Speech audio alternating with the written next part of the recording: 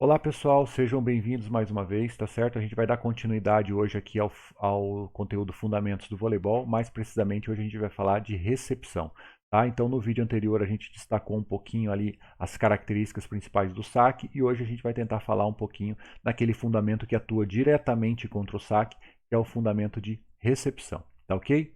Então, olha só.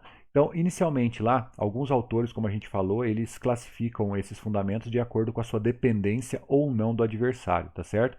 E o fundamento de recepção, ele é incluso ali na categoria de fundamentos com princípios defensivos, tá certo? Ele está aí para, principalmente, tá, em sua função principal, defender a quadra da equipe, tá certo? Uma curiosidade com relação a essa imagem, tá, do líbero realizando um passe ali, é que ela tá inclusa, né, na única questão que envolve a modalidade de voleibol que eu encontrei ali nas provas do Enem. Então, ali a questão 120, eu não me recordo ao certo ao ano, tá, mas pergunta ali assim: o voleibol é um dos esportes mais praticados na atualidade.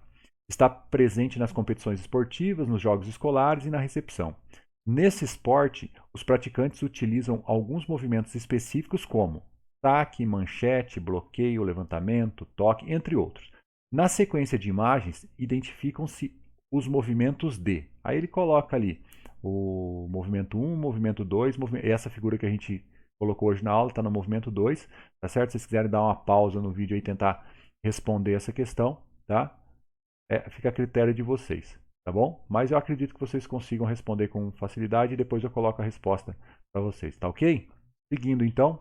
Então, olha só.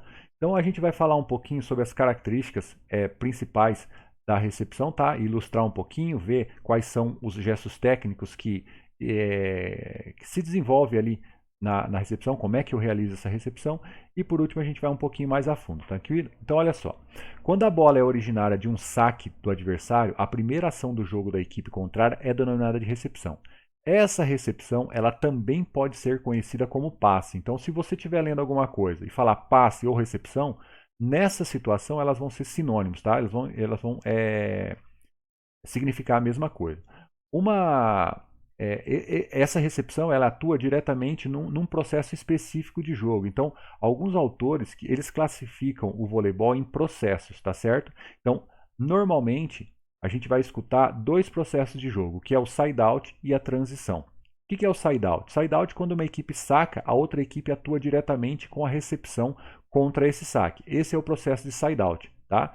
E vamos supor que uma equipe sacou, a equipe recebeu, levantou, fez o ataque, terminou em ponto, o rally ele terminou no side-out. Agora, caso uma equipe vá fazer o ataque e a outra equipe defenda e tenta montar uma espécie de contra-ataque, aí a gente já entra num outro processo de jogo que é denominado de transição.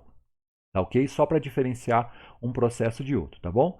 Continuando ali, que a recepção ela apresenta-se como um fundamento defensivo e atua diretamente contra o saque do adversário. Tá? Então, ele é específico contra o saque. Independente se esse saque é muito forte ou muito fraco, o fundamento que atua diretamente contra o saque ele é chamado de recepção ou passe. É um fundamento que tem grande importância na finalização da jogada ofensiva da equipe. Por quê? Porque quando um jogador ele recebe um saque, ele tem que receber esse saque da melhor maneira possível, porque esse movimento de recepção ele é o primeiro contato na bola da sua equipe dos três que a sua equipe pode fazer. Então, se essa recepção ela for bem feita e direcionada para o ponto de referência, que no voleibol aqui no mais alto nível é o levantador, esse levantador ele consegue se colocar numa posição favorável para tentar fazer o melhor levantamento possível, para que lá no final, no terceiro toque, venha uma pessoa e consiga realizar um ataque da melhor maneira possível e finalizar esse ataque em ponto. Caso a recepção já se inicie de forma ruim, ou seja, uma recepção péssima lá no começo, a chance da finalização em ponto desse rally já nesse primeiro ataque, ela cai bastante, tá certo? Então ela tem importância fundamental ali na construção da jogada ofensiva da equipe, tá ok? Então, olha só, a gente entendeu lá que o fundamento ele é aquela ação mais fundamental, aquela ação mais básica do vôlei, e que a gente necessita de algumas ferramentas para a realização desses fundamentos. Essas ferramentas, nós aqui na educação física, a gente vai chamar de gesto técnico, tá? E eu separei alguns para falar alguns gestos técnicos que envolvem a recepção, que são eles: a posição de expectativa, o toque e a manchete. E também na recepção, muito mais na defesa, mas também utilizado na recepção, a gente tem alguns recursos, que são eles: o rolamento e o mergulho. A gente vai falar sobre cada um deles mais à frente, tá certo? Então, primeiramente, a posição de expectativa. Então, sempre que uma equipe se coloca para sacar, os jogadores que são responsáveis pela recepção, e a gente já vai falar sobre essa responsabilidade de recepção um pouquinho mais à frente, eles têm que se colocar numa posição de prontidão, ou seja, numa posição que te facilita um deslocamento para tentar chegar até onde essa bola vai e se colocar da melhor maneira possível. Então, essa posição que te coloca como em modo de preparo, né? Então te coloca numa posição de expectativa, ok? Um outro gesto técnico que também é utilizado é o gesto técnico toque. Então, até um tempo atrás, não é que não se permitia a recepção em toque, mas para fazer uma recepção em toque, o toque ele tinha que ser muito perfeito. Por quê? Como um atleta ele não pode tocar 2 vezes consecutivas na bola, isso também pode ocorrer quando, ao tentar tocar uma bola, esse toque por cima, a bola toca primeiro numa mão, depois na outra. Então, os árbitros eram muito rigorosos quanto a isso, e qualquer recepção que a equipe fizesse de toque, o árbitro anotava 2 toques e dava ponto para a equipe adversária. Então, para contribuir para o espetáculo, para tentar deixar essa bola mais tempo em jogo, a regra foi alterada numa época e permitiu-se esse olhar mais grosseiro dos árbitros, ou seja, ao receber um saque, a bola pode tocar primeiro numa mão, depois em outra, desde que o movimento seja ali próximo, tá certo? Sem a intenção não é você controlar com uma mão e depois controlar com a outra. E aí o jogo prossegue de forma natural, tá certo? Então, normalmente o toque ele é utilizado quando? Quando a sua necessidade lá é uma precisão maior, normalmente lança a mão do toque. Já na recepção, o que acontece? Toda vez que o saque ele vem um pouco mais alto e um pouco mais lento, a chance de você colocar esse passe, né, fazer essa recepção no ponto certo lá para o levantador, sendo de toque, fica mais fácil. Já o outro gesto técnico é a manchete, onde eu atuo com os 2 braços unidos, sempre unidos, fazendo como se fosse uma base para essa bola tocar ali entre o punho e o cotovelo, tá certo? Então eu vou tentar fazer com que essa bola toque nessa região para tentar empurrar essa bola para o levantador. Lembrando, normalmente ela é utilizada numa proporção bem maior com relação à recepção, tá certo? Isso vem mudando ao longo dos anos, do tempo, mas normalmente é utilizada contra um saque muito mais forte. Então, toda vez que o saque vem muito mais forte, e o saque evoluiu muito ao longo dos anos, então toda vez que se trabalha contra um saque muito mais forte, se utiliza a manchete.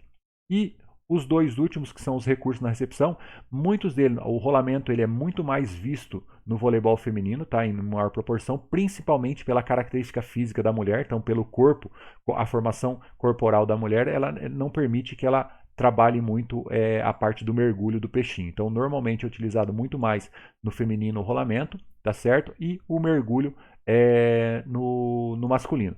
Entretanto, não tem a proibição de usar um ou outro masculino e feminino, isso não tem a ver, mas é mais pela constituição física mesmo. E normalmente esses recursos são utilizados quando a bola vem muito fora do seu raio de ação. Tá? Então, quando você tem que buscar uma bola muito fora do seu raio de ação, você lança a mão de alguns desses recursos, tá certo? Um outro ponto importante de ressaltar na recepção é essa ajudinha extra que veio para a recepção a partir principalmente de 1998, quando ocorreu, né, as mais recentes foi a mais crucial ali, que mudou o sistema de pontuação, tudo, e se inseriu o líbero. O que é a figura do líbero? O líbero é essa jogadora aí, ou jogador, né, no caso masculino, que atua o tempo todo com um uniforme de cor diferente, tá? Então, a partir de 98, se inseriu a figura do líbero, e esse líbero ele trabalharia exclusivamente com funções defensivas. Na verdade, a ideia principal foi que, quando da criação dele, que esse líbero ele atuaria principalmente na defesa, ajudando de qualquer maneira. Então, se treinaria um jogador especialista em defesa para fazer com que essa bola fosse mais defendida, consequentemente, essa bola ficasse mais em jogo e o espetáculo se tornaria melhor. É óbvio que os técnicos, além de treiná-los para uma situação defensiva também. Eles viraram especialistas na recepção e estão ajudando aí a recepção até hoje, tá certo? Inicialmente, lá em 98, foi inserido um líbero e hoje as equipes já têm a possibilidade de trabalhar com 2 líberos. Não 2 líberos simultâneos em quadra, tá certo? Não pode ter 2 de camiseta diferente em quadra, mas hoje se possibilitou a especialidade muito maior. Então, hoje em dia, realmente, um líbero ele é trabalhado exaustivamente para funções de recepção e o outro para funções de defesa, tá?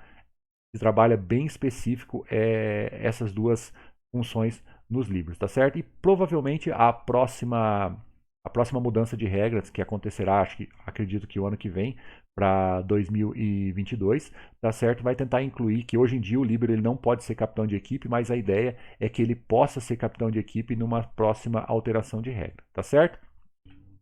Pessoal, no mais, espero que aproveitem o conteúdo, tenham uma ótima semana e nos vemos nos próximos, tá ok? Grande abraço, até mais.